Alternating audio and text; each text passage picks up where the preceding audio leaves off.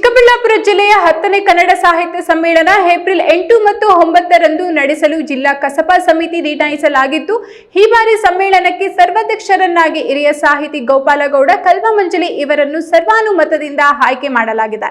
ಕನ್ನಡ ಸಾಹಿತ್ಯ ಸಮ್ಮೇಳನ ದಿನವೇ ಚಿಕ್ಕಬಳ್ಳಾಪುರ ಜಿಲ್ಲಾ ಕನ್ನಡ ಭವನ ಉದ್ಘಾಟನೆ ಮಾಡಲು ತೀರ್ಮಾನಿಸಲಾಗಿದ್ದು, ಬರದಿಂದ ಕಾಮಗಾರಿ ನಡೆಯುತ್ತಿದೆ. ಬನ್ನಿ 10ನೇ ಸಾಹಿತ್ಯ ತೇರನ್ನ ಎಳೆಯುವ ಸಾರಥಿ ಸಾಧನೆಯ ಕಣ್ಣೋಟ ಇಲ್ಲಿದೆ ನೋಡಿ.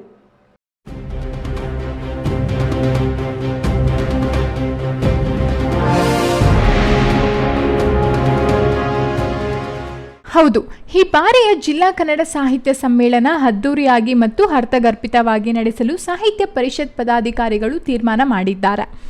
ಏಪ್ರಿಲ್ 8 ಮತ್ತು ಏಪ್ರಿಲ್ 9 2 ದಿನಗಳ ನಡೆಯುವ ಸಾಹಿತ್ಯ ಸಮ್ಮೇಳನವನ್ನು ಜಿಲ್ಲೆಯಲ್ಲಿ ನೂತನವಾಗಿ ನಿರ್ಮಾಣವಾಗಿರುವ ಕನ್ನಡ ಭವನದಲ್ಲೇ ನಡೆಸಲು ಜಿಲ್ಲಾಡಳಿತ ಒಪ್ಪಿಗೆ ಸೂಚಿಸಿದ್ದು, ಕನ್ನಡ ಭವನವನ್ನು ಅದೇ ದಿನ ಉದ್ಘಾಟಿಸಲು ಜಿಲ್ಲಾ ಉಸ್ತುವಾರಿ ಸಚಿವ ಡಾಕ್ಟರ್ ಎಂ.ಸಿ. ಸುಧಾಕರ್ ಒಪ್ಪಿಗೆ ನೀಡಿದ್ದಾರೆ. ಇನ್ನು 10ನೇ ಸಾಹಿತ್ಯ ಸಮ್ಮೇಳನದ ಸಾರಥ್ಯ ವಹಿಸಿ ಯಶಸ್ವಿಯಾಗಿ ನಡೆಸಿಕೊಡಲು ಸಮ್ಮೇಳನದ ಸರ್ವಾಧ್ಯಕ್ಷರನ್ನಾಗಿ ಸಾಹಿತಿ ಗೋಪಾಲಗೌಡ ಕಲ್ವಮಂಜಲಿಯವರನ್ನು ಆಯ್ಕೆ ಮಾಡಲಾಗಿದೆ. ಸಾಹಿತಿ ಕಲ್ವಮಂಜಲಿ ಗೋಪಾಲಗೌಡರು ಪತ್ರಕರ್ತರಾಗಬೇಕೆಂಬುದು ಆಸೆ ಇದ್ದರೂ ಕೊನೆಗೆ ಸಹಕಾರ ಇಲಾಖೆಯಲ್ಲಿ ಉದ್ಯೋಗಕ್ಕೆ ತನಿಖಾಧಿಕಾರಿಯಾಗಿ ಕೆಲಸ ನಿರ್ವಹಿಸುತ್ತಿದ್ದರು. ಅಲ್ಲಿಯೇ ಕತೆ, ಕವನ, ಸಾಹಿತ್ಯ ರಚನೆಯ ಅಭಿರುಚಿ ಬೆಳೆಸಿಕೊಂಡವರು. ಕಾಲೇಜು ದಿನಗಳಲ್ಲಿ ಕಾಲೇಜು ಸ್ಮರಣ ಸಂಚಿಕೆಗೆ ಲೇಖನಗಳು ಬರೆದುಕೊಡುವ ಅಭ್ಯಾಸ ಇತ್ತು. ಕೋಲಾರದ ಬಾಯ್ಸ್ ಕಾಲೇಜಿನಲ್ಲಿ BSc ಡಿಗ್ರಿ ಪಡೆದಿರುವ ಇವರು ಕೋಲಾರ ಪತ್ರಿಕೆ ಸಂಸ್ಥಾಪಕ ಸಂಪಾದಕರ ಆದ ಪ್ರಹ್ಲಾದ ರಾವ್ ಕ್ಲಾಸ್ಮೇಟ್ ಆಗಿದ್ದವರು. ಅವರು ಪತ್ರಿಕೆ ಸ್ಥಾಪಿಸಿದ ಮೇಲೆ ಪತ್ರಿಕೆಗೂ ಲೇಖನಗಳನ್ನು ಬರೆಯುತ್ತಿದ್ದರು. 1976ಕ್ಕೆ ಕೆಲಸದ ನಿಮಿತ್ತ ಚಿಕ್ಕಬಳ್ಳಾಪುರ ಉಪವಿಭಾಗಕ್ಕೆ ಪಾದಾರ್ಪಣೆ ಮಾಡಿದ ಕಲ್ವಮಂಜಲಿ ಗೋಪಾಲಗೌಡರು ಮೂಲತಃ ಕೋಲಾರ ತಾಲೂಕು ನರಸಾಪುರ ಹೋಬಳಿ ವೇಮ್ಗಲ್ ವಿಧಾನಸಭಾ ಕ್ಷೇತ್ರ ಕಲ್ವಮಂಜಲಿ ಗ್ರಾಮದವರು. ಸೊನ್ನೇಗೌಡ ಹಾಗೂ ನಾರಾಯಣಮ್ಮ ದಂಪತಿಯ ಕೃಷಿಕರ ಮನೆಯಲ್ಲಿ 3ನೇ ಮಗನಾಗಿ ಸೆಪ್ಟೆಂಬರ್ 3, 1949ರಲ್ಲಿ ಜನಿಸಿದವರು. ಇವರು ಓದಿದ್ದು ವಿಜ್ಞಾನವಾದರೂ ಸಾಹಿತ್ಯದ ಕಡೆ ಆಸಕ್ತಿ ಹೊಂದಿದ್ದರು.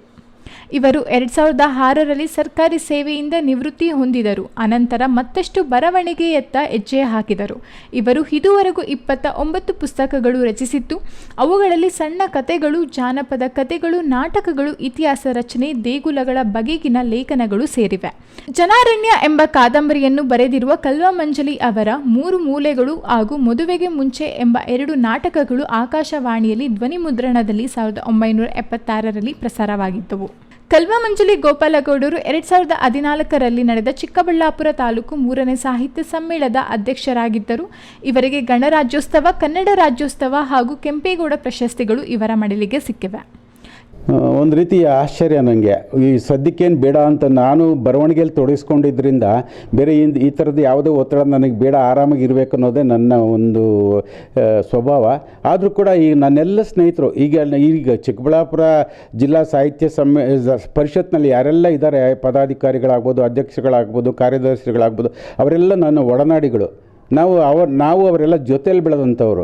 ಹಾಗಾಗಿ ಅವರ ಮನೆಗೆ ಬಂದು ಪ್ರೀತಿಯಿಂದ ಕರೆದಾಗ ನಾನು ಇಲ್ಲ ಅಂತ ಅನ್ಲಿಕ್ಕಾಗಲಿಲ್ಲ. ಇದು ಒಂದು ನನಗೆ ಒಳ್ಳೆಯ ಸದಾವಕಾಶ.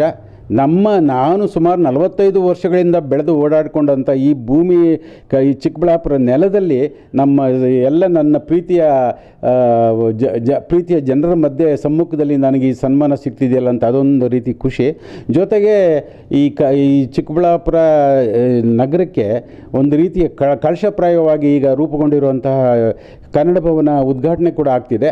ಈ ಎರಡೂ ಸಂದರ್ಭದಲ್ಲಿ ನನಗೆ ಇದೊಂದು ಅವಕಾಶ ಸಿಕ್ಕಿದೆಯಲ್ಲ, ಇದೊಂದು ನನ್ನ ಸುಯೋಗ ಅಂತ ನಾನಾದರೂ ಭಾವಿಸ್ತಾ ನಮ್ಮ ಕನ್ನಡ ಸಾಹಿತ್ಯ ಪರಿಷತ್ತಿನ ಜಿಲ್ಲಾ ಪರಿಷತ್ತಿನ ಡಾಕ್ಟರ್ ಕೋಡಿರಂಗಪ್ಪನವ್ರಿಗೆ ಮತ್ತು ತಾಲೂಕಿನ ಈ ಎಲ್ಲ ವಿವಿಧ ತಾಲೂಕುಗಳ ಎಲ್ಲ ಅಧ್ಯಕ್ಷರಿಗೂ ಕೂಡ ನಾನು ಅತ್ಯಂತ ಪ್ರೀತಿಯಿಂದ ನಾನು ಅವರಿಗೆ ನಮಸ್ಕಾರಗಳನ್ನು ಹೇಳ್ತಾ ಇದ್ದೀನಿ. ಹಳ್ಳಿ ಮಕ್ಕಳಲ್ಲೂ ಕೂಡ ಈ ಥರ ಒಂದು ರೀತಿ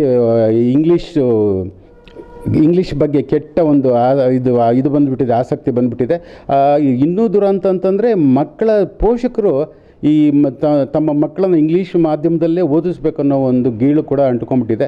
ಇದು ಭಾಳ ಕೆಟ್ಟ ಬದಲಾವಣೆ. ಇದು ಬದಲಾವಣೆ ಆಗಬೇಕು. ನಮ್ಮ ಮಕ್ಕಳು ಕನ್ನಡದಲ್ಲಿ ಓದಲಿ. ಕ್ಯಾಮ್ರಾ ಪರ್ಸನ್ ಅಶ್ವಥ್ ಜೊತೆ KS ನಾರಾಯಣಸ್ವಾಮಿ, ಈ ನ್ಯೂಸ್ ಟಿವಿ ಚಿಕ್ಕಬಳ್ಳಾಪುರ.